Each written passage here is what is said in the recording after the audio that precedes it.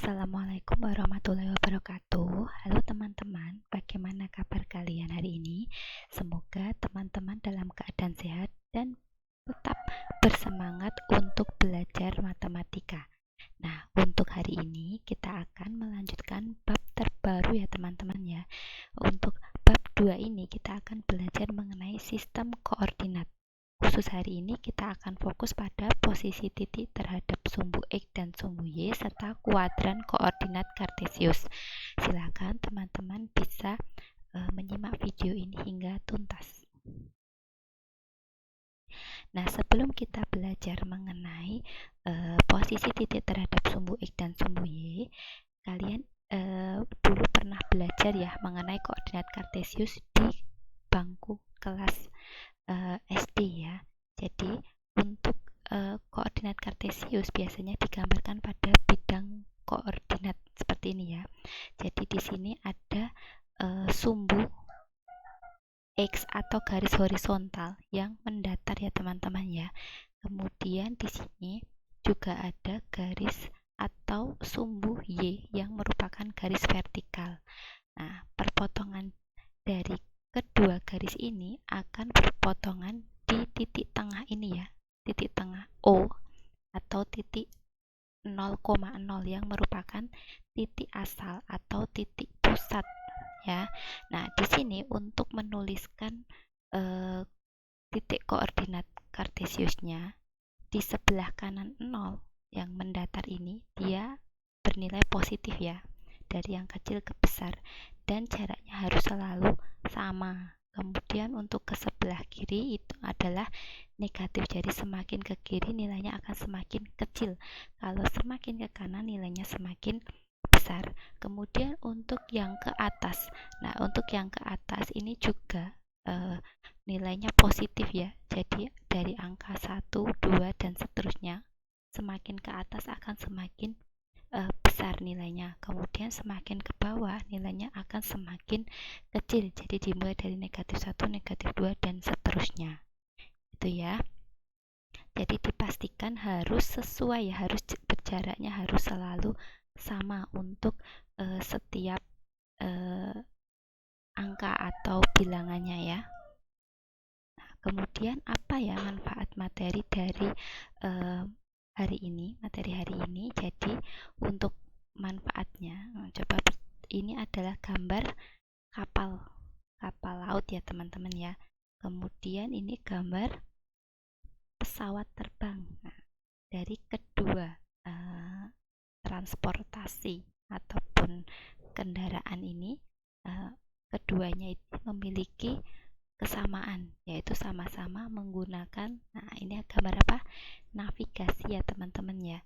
Jadi dalam navigasi ini kita menggunakan materi sistem koordinat, digunakan untuk navigasi pesawat dan kapal supaya tidak bertabrakan dengan pesawat atau kapal lain.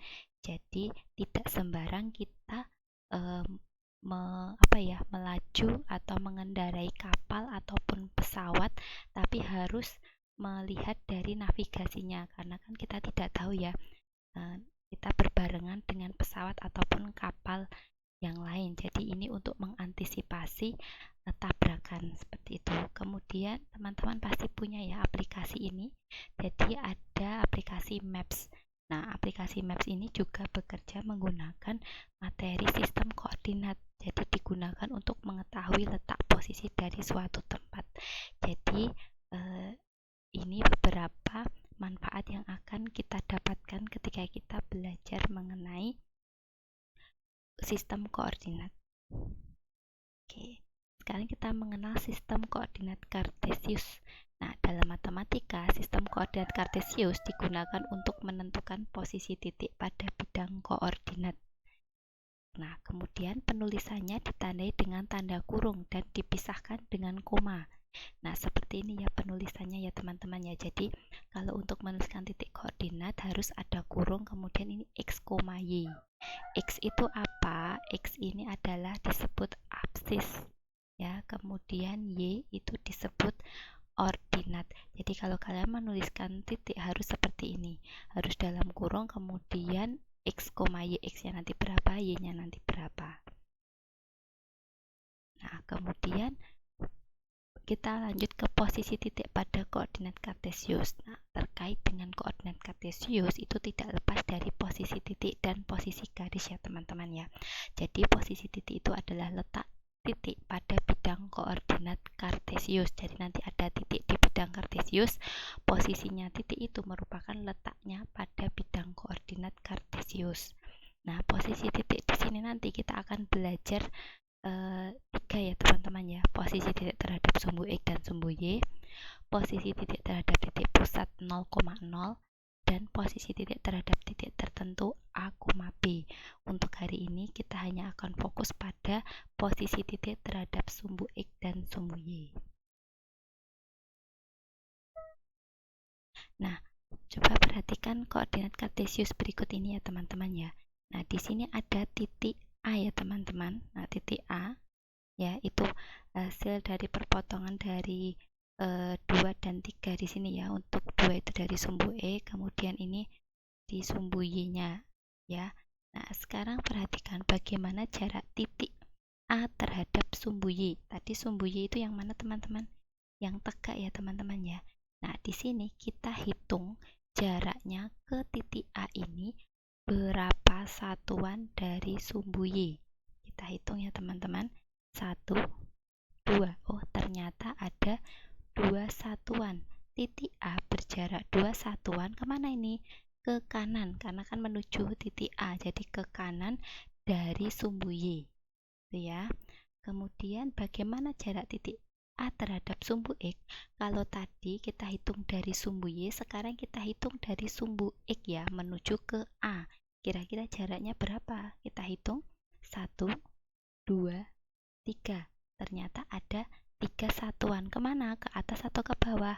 Ke atas ya teman-teman ya. Kita menuju ke titik A itu ke atas. Nah, jadi titik A berjarak 3 satuan ke atas dari sumbu X. Nah, jadi koordinat titiknya bagaimana ini? Kita tuliskan. Jadi titik A itu adalah 2,3. Untuk ke kanan nanti nilai dari X-nya ini nanti positif. Kemudian kalau ke atas juga nanti dia positif. Maka nilai atau titik koordinat dari A itu adalah 2,3. Di sini X-nya itu adalah 2 ya teman-teman ya, yang di depan. Tadi kan Miss sudah ingatkan. Kemudian untuk yang 3 ini adalah Y-nya. Jadi X atau absisnya itu 2, ordinatnya atau Y-nya itu adalah 3. Itu ya. Sekarang perhatikan untuk titik B. Nah, untuk titik B, bagaimana jarak titik terhadap sumbu Y? Nah, kita hitung dari sumbu Y ya teman-teman ya, menuju ke titik B. Dari sumbu Y ke titik B, berarti harus ke kiri ya teman-teman ya. Kita hitung saja. 1, 2. Ternyata ada 2 satuan. Ke arah mana untuk menuju B dari sumbu Y?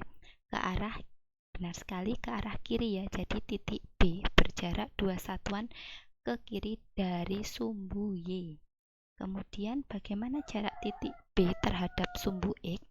Nah, sekarang kita hitung dari sumbu X menuju ke B. Nah, kira-kira ke atas atau ke bawah ini?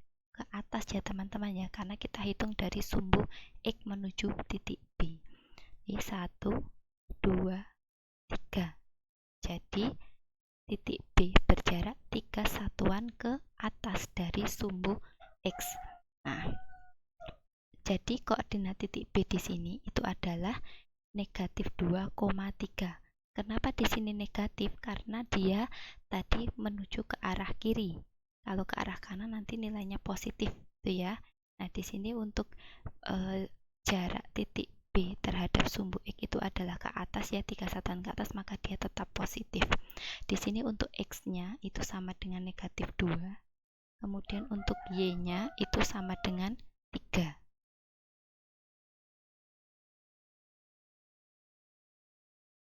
Oke, kemudian perhatikan ya, di sini ada beberapa titik koordinat. Teman-teman diminta untuk menuliskan jarak titik tersebut terhadap sumbu Y, terhadap sumbu X, dan koordinat titiknya bagaimana. Ingat bahwa kalau nanti ke atas atau ke kanan itu nanti nilainya positif ya untuk koordinatnya ya. Kemudian untuk kalau dia nanti ke bawah ataupun ke kiri nanti nilai koordinatnya negatif.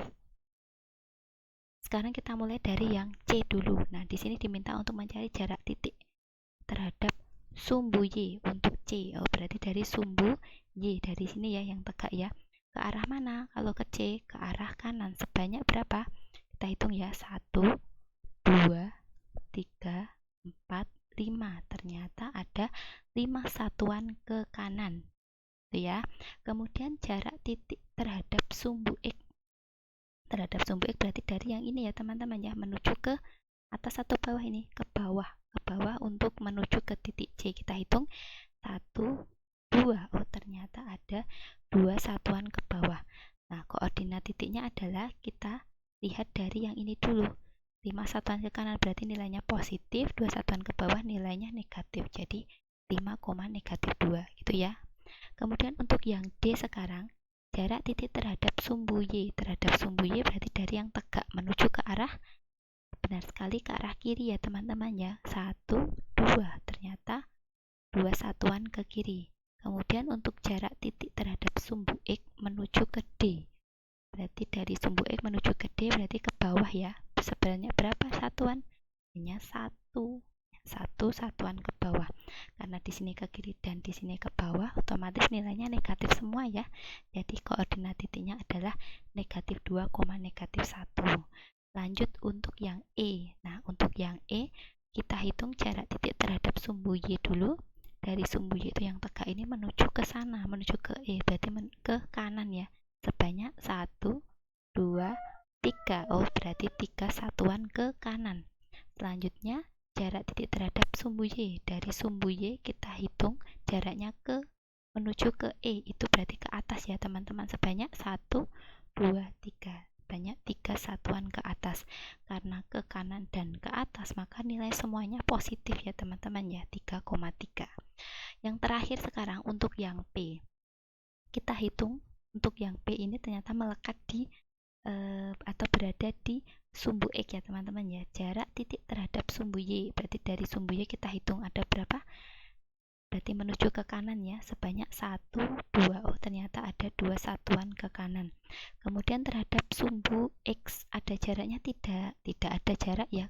Kalau untuk, karena dia ini tepat berada di sumbu X, maka di sini 0 satuan. Nah, karena ini nanti ke kanan, maka dia positif ya. Berarti titik koordinat untuk P adalah 2,0. Mudah kan? Nah, sekarang kita balik ya teman-teman ya. Kalian diketahui titik-titik koordinat, maka kalian diminta untuk menentukan posisinya terhadap sumbu X dan sumbu Y. Ingat, kalau atas kanan itu bernilai positif, bawah atau kiri bernilai negatif. Kemudian untuk koordinat X ini adalah jarak titik terhadap sumbu Y. Koordinat untuk Y yang sebelah kanan ini adalah jarak titik terhadap sumbu X. Nah, di sini untuk yang jarak titik terhadap sumbu Y, maka yang 3 ini ya positif kan, maka dia 3 satuan ke kanan ya. Kemudian untuk negatif 2 ini jarak titik terhadap sumbu X karena negatif, maka dia ke bawah, 2 satuan ke bawah. Jadi untuk jarak titik terhadap sumbu Y ini kanan atau kiri, jarak titik terhadap sumbu X ini atas atau bawah gitu ya. Kemudian ini negatif 2, negatif 1, karena semuanya negatif maka jarak titik terhadap sumbu Y ini nanti 2 satuan ke kiri. Kemudian untuk jarak titik terhadap sumbu X yang ini ya negatif 1, maka 1 satuan ke bawah karena negatif. Kemudian negatif 5,1.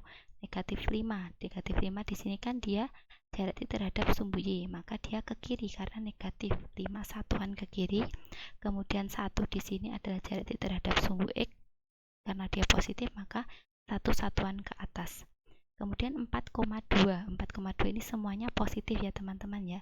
Otomatis untuk jarak titik terhadap sumbu Y ini adalah 4 satuan ke kanan. Kemudian di sini jarak titik terhadap sumbu X itu adalah 2, itu 2 satuan ke atas. Itu ya, mudah kan? Intinya kalian harus paham dulu untuk nilai dari koordinat titiknya tadi, seperti ini aturannya gitu ya. Nah, kemudian posisi titik pada bidang kartesius itu dibagi menjadi 4 bagian ya teman-teman ya. Ada kuadran 1, kuadran 2, kuadran 3, dan kuadran 4. Untuk kuadran 1 berada di sini ya teman-teman ya. Di sini X-nya dia positif dan Y-nya juga positif, daerah di sebelah kanan atas ini. Kemudian untuk kuadran 2 itu yang ini. Nah, ini ketika nilai X-nya itu negatif ya kan, dan Y-nya positif. Kemudian untuk kuadran 3 di sebelah bawah kiri. Nah, di sini X-nya negatif ya teman-teman ya. Kemudian Y-nya juga negatif. Kemudian untuk kuadran 4 ini nilai X-nya bernilai positif, Y-nya bernilai negatif. Silahkan teman-teman bisa menghafalkan ya untuk letak kuadrannya. Nah, kemudian tentukan letak kuadran dari titik koordinat berikut ini. Ada 3 ya teman-teman ya.